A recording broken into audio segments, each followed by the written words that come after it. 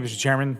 Our ultimate duty here on the committee is to ensure veterans come first and not senior executive bureaucrats. It's one thing to be able to say that and then another to act on that. Arizona is sadly the epicenter of what can go wrong when oversight is not taken seriously, as we saw in 2014. It was referred to that earlier today as well. While we seek to ensure the VA is effective, we also have worked to create great public, private, and VSO partnership programs to fill the void in the community in Arizona as a result of what happened. One example is the Be Connected program that for years has partnered with VA to ensure veterans are able to access the resources and benefits they have earned.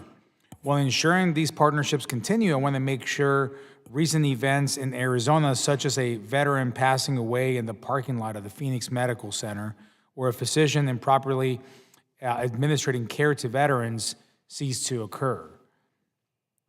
Now, when we, Mr. Radaway and Mr. Case, this will be going to you and the issue and the topic of the senior executive staff improper bonus pay.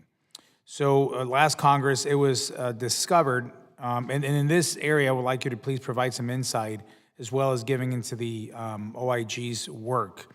Last Congress, it was discovered SES pay bonuses were paid despite the purpose of these dollars being allocated for frontline healthcare workers who are day in and day out serving our veterans.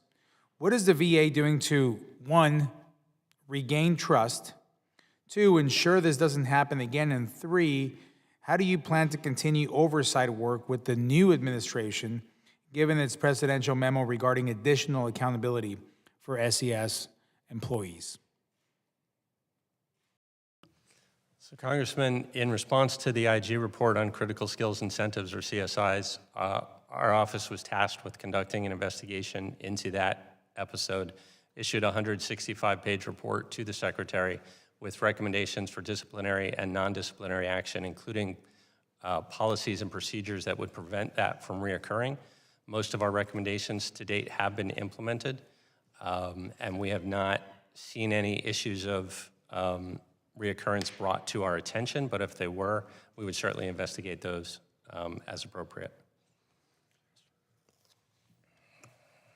We have received a response to our recommendations asking that they've been closed from the VA. It came on January 10th. The closure of recommendations and whether the VA has met the action plans they have put forward is not a binary process. It's not a yes or no process. Oftentimes it requires a discussion with VA as to what they've done, have they done enough, and see what their response is. So we are analyzing those right now. From our perspective, I think some of those can probably be closed, but I think others are going to require this ongoing discussion as to what's been done and is it sufficient to meet the action plan of the recommendations.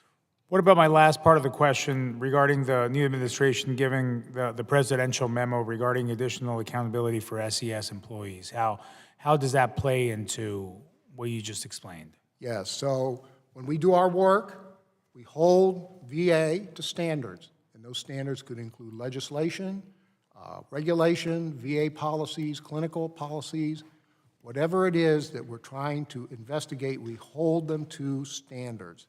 And if they come up short on those standards, then that will be part of our report, our findings, and we'll make recommendations and then follow up to see if the action plans are implemented in the way that meets those recommendations. So this would be part of that process, sir.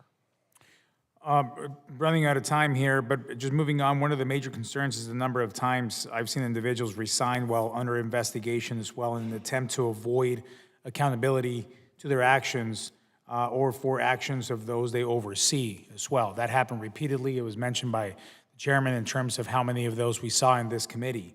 So how does this impact accountability and the investigation processes?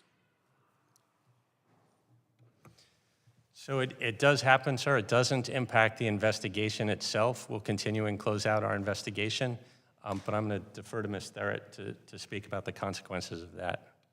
So Congressman Ciscomani, two things that I would offer. One is we do have authority under 5 U.S.C. 3322 to annotate personnel records when someone resigns under an investigation. I will tell you that authority is very limited to certain circumstances, and we can't use it broadly. So I know later this month we have a legislative hearing, and we're looking forward to sharing some views that we have on more things that we can do to improve accountability at the VA. Well, I'm interested in participating and helping anyway on that, Mr. Chairman. I think that whenever someone saves themselves from any consequences by resigning, that's an accountability problem. So, thank you.